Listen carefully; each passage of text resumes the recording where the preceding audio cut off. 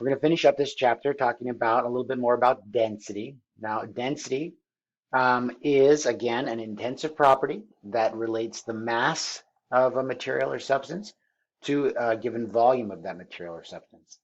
Um, the density of water, for example, we said was 1 gram for every milliliter you have. Or another way to think of that is that 1 milliliter of water has a mass of 1 gram. Okay, so that's the density of water. Now, it doesn't matter how much water you have, that will still be the density. If you have 2 grams of water, then you must have 2 milliliters. Or another way to think about that, if I have 2 milliliters of water, its mass will now be 2 grams.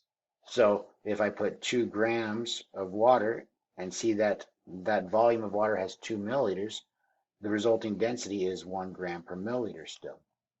And that's what an intensive property means. It's not, it's, it's independent of how much of the material you have.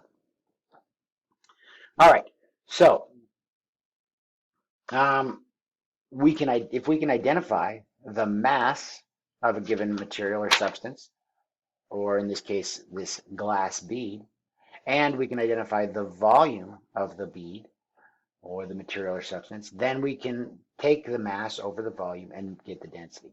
Does that make sense? Yeah, I get it. I understand that. So let's try this problem. Yeah, let's do this problem. If you take this glass bead and it says you put it into some water and there's 10.2 milliliters of water and then the volume of the water goes up to 12.3, what is that telling you? That's telling me that the volume of the bead displaces that water, right? That's right. So we can identify the volume of the bead. Now we just need the mass of the bead, and then we can divide that by the volume, and that'll be the density. Does that make sense? I think so. I think the answer is Okay, give them a chance to do it at home. So everybody push pause, and then we'll let Fred tell us what happened, what he thinks the answer is. Okay? All right. Hopefully you had a chance to take a look at it. So how did you do this one, Fred? well, the volume is 12.3 minus 10.2, right? Okay, good. So 12.3 minus 10.2, that's 2.1. And what are the units there? Milliliters. 2.1 milliliters. Should I just have two significant figures? Um, well, it's addition and subtraction, right? That's right. So it's addition and subtraction. We have to line those up. 12.3, 10.2, right? 2.1 is our answer. And we see that this is where the significant figures end. So 2.1 will be our answer. So we're going to have two significant figures there. Okay, yeah. And then you divide by the mass, which has three significant figures. That's right. So we're dividing by the mass with three significant figures. Or sorry, mass, gram is going to be divided by volume, right? Oh, yeah.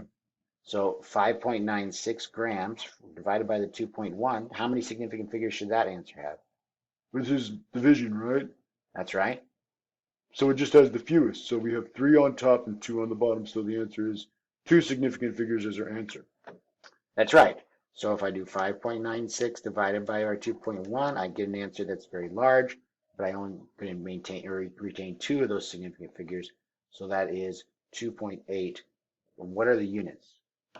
Um, what are the units for density?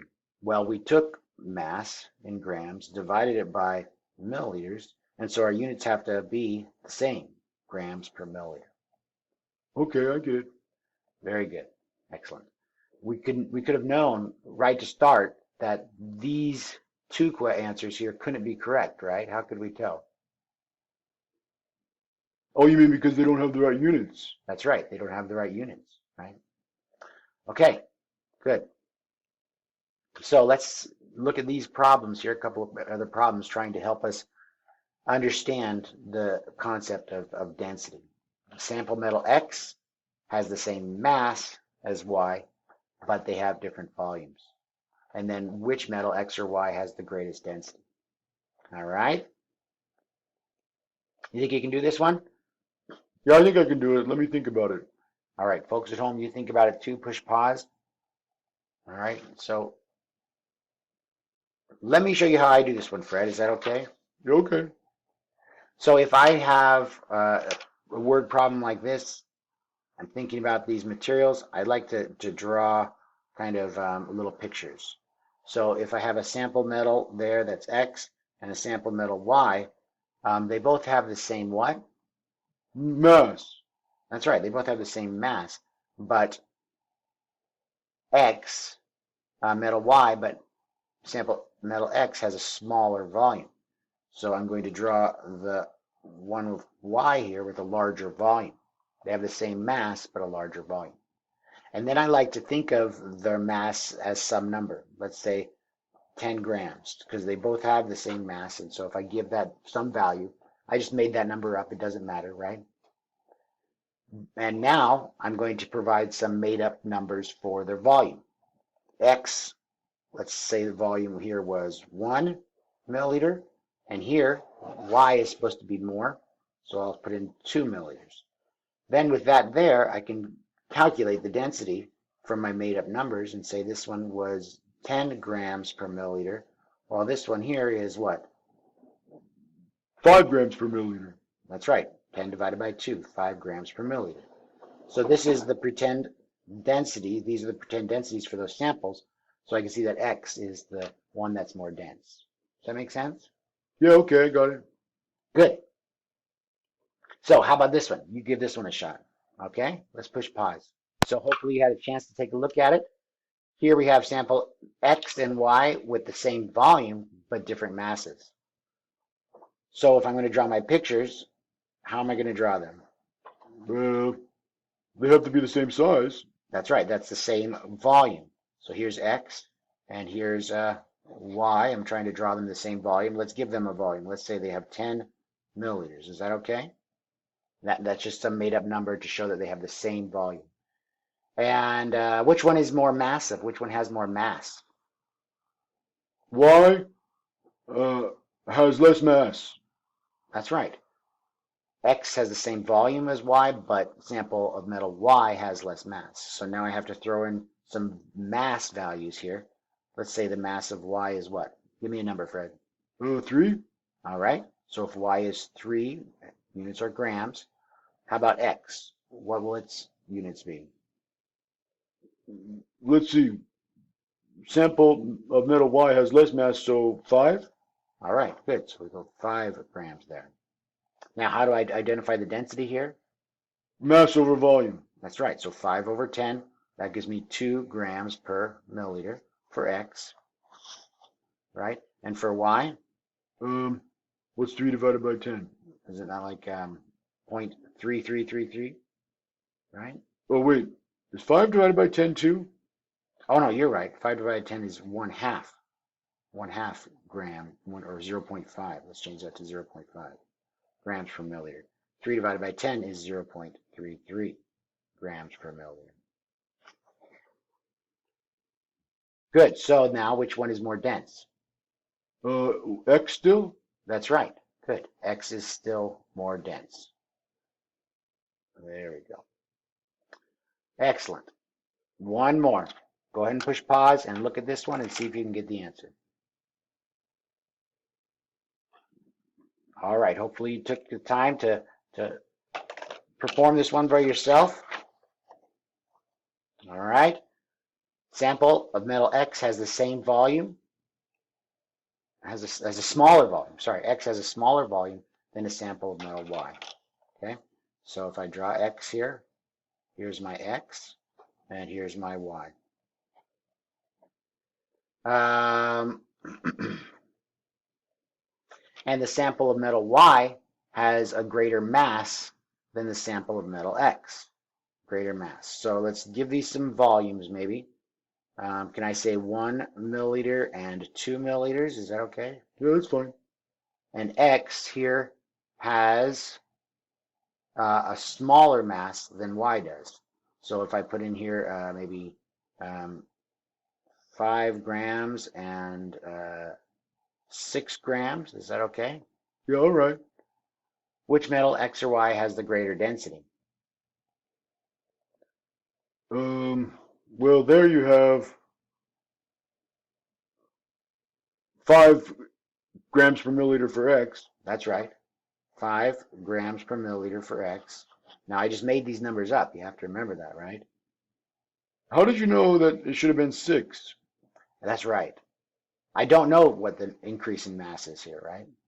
If it's an increase in 6, then it would be different than if it was an increase in 100. Is that true? So if I had chosen 6 here, then the answer would be 6 over 2, 6 grams per milliliter. And that would be an answer of 6 grams per 2 milliliters, or 3 grams per milliliter, right? So that would be my density. And in this case, X would have a higher density, right? However, I could have chose 60 here, right? And 60 divided by 2 would now make this 30 and would make Y a higher density, right? So what does that tell us? Are they the same?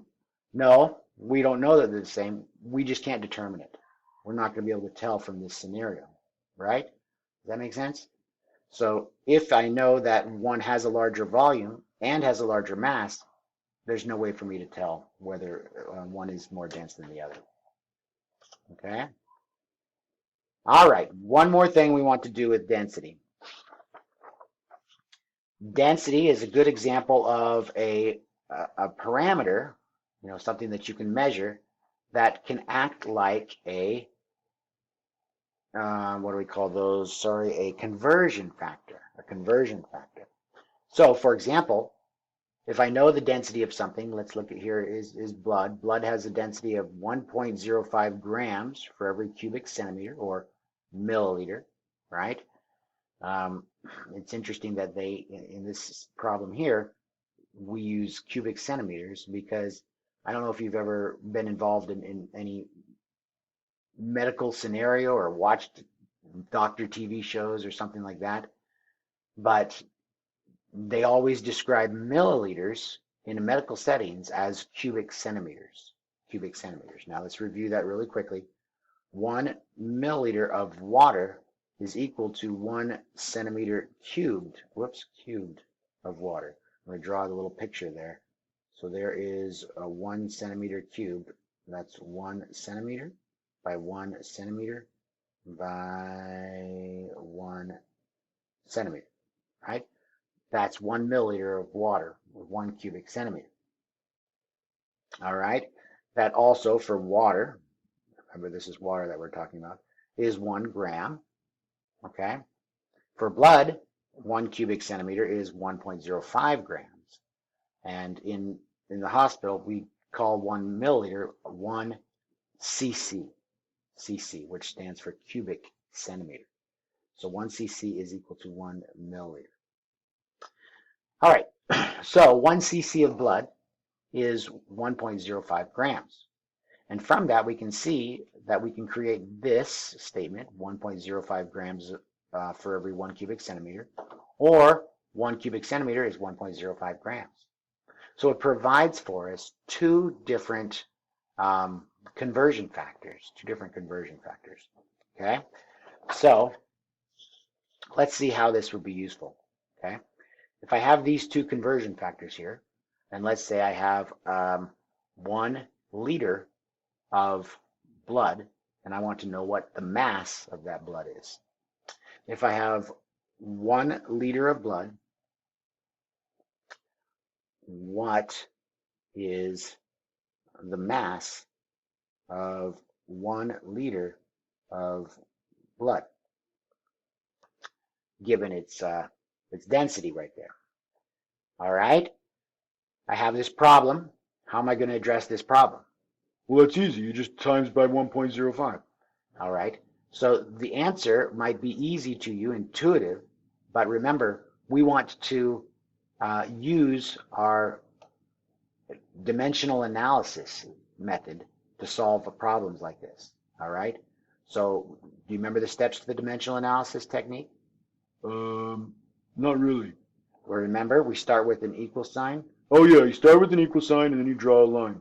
That's right, we start with an equal sign, we draw our line, give ourselves plenty of space. What goes to the right of the equal sign? The units you're after. So what units are we after?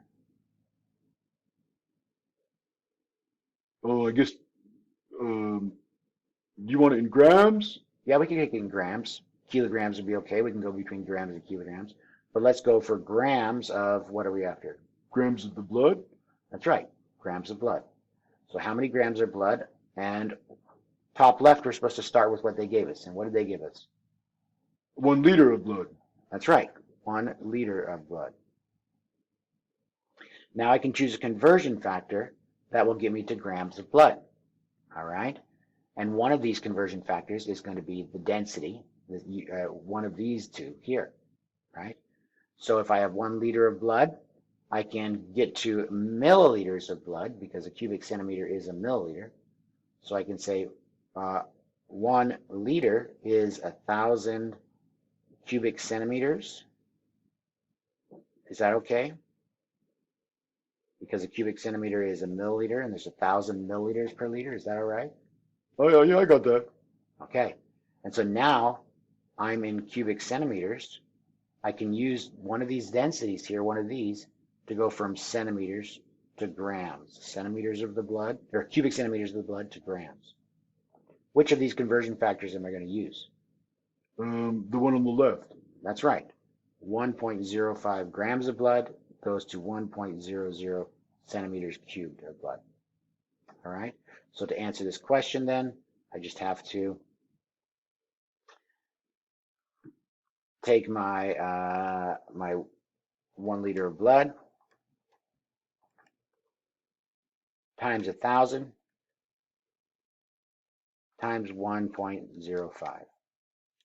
And that gives me 1,050. All right. And how many significant figures should I have from this answer? I guess just one because you had 1 liter of blood. That's right. So this question should have been, it would have been better if I would have had 1.000 to keep all my significant figures, and then I could have 4 significant figures there. And I could put a decimal point right there. Okay, good. Let's try another one of those, all right? In this scenario here, we're going to say, we're going to be given, instead of a volume of a material, we're going to be given a mass of material, okay? So here's the scenario. If I have 3.25 kilograms of salt water,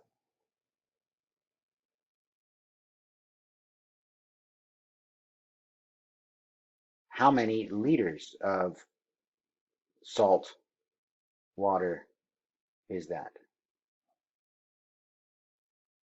Okay, if I have 3.2 kilograms of salt water, how many liters of salt water? All right, and with this type of a question, we'll be told information that the density of the salt water is equal to 1.08 grams for every milliliter, for example. So we have to be given some density information. All right, so using our conversion factors and our dimensional analysis, right? How are we going to solve this problem? You just have to take 3.25 divided by 1.08. But if we use our conversion factor method, we take our equal sign. That's right. Draw a line. Very good. What goes to the right of the equal sign here? You want liters. That's right. We want liters of the salt water. And you start with 3.25 kilograms. Very good. 3.25 kilograms. All right. Now what? 3.25 kilograms. Oh, wait, you can't just divide by 1.08 because it's in grams. That's right. So we're going to go from kilograms to get to grams so we can use our density. All right. So I'm going to start with this conversion factor here, converting kilograms to grams. Now my kilograms cross out and I'm in grams, and so now I can use this density, where I have grams per milliliter. All right. And then I'm going to have, what am I going to have down here? How can you tell? Well, you can see that the kilograms are going to cancel out when we multiply this 3.25 times this conversion factor with these units, right? The grams will also cancel out when we multiply this resulting value by this conversion factor, and I'll be in units of milliliters. But I want to be in units of liters. So I know my next conversion factor has to have milliliters down here and liters up there. You see that? Oh yeah, I see that. Good. All right. So what are our values that go here? Is that 1,000 to 1? Very good. So 1,000 to 1, like that, right? Yeah, that's right. Is it? Oh, I don't know. Are there 1,000 kilograms for every gram? Oh no, that's not right. Okay, very good. So you have to pay close attention there. There's 1,000 grams for every kilogram. How about this? How many grams per milliliter? Is that water? Do I put in 1 gram for every milliliter, or 1 milliliter has 1 gram? Oh, we need to use the density we're given. That's right. So we have 1.08 grams for every 1 milliliter. So we used the density here, but the conversion factor had the grams on the bottom, right? So we can use that density as a conversion factor and go from grams to milliliters or vice versa. This one here, Let's see. 1 liter is 1,000 milliliters. that's right. 1 liter is 1,000 milliliters. Okay, so cross these out a little bit better. So if we get our calculator,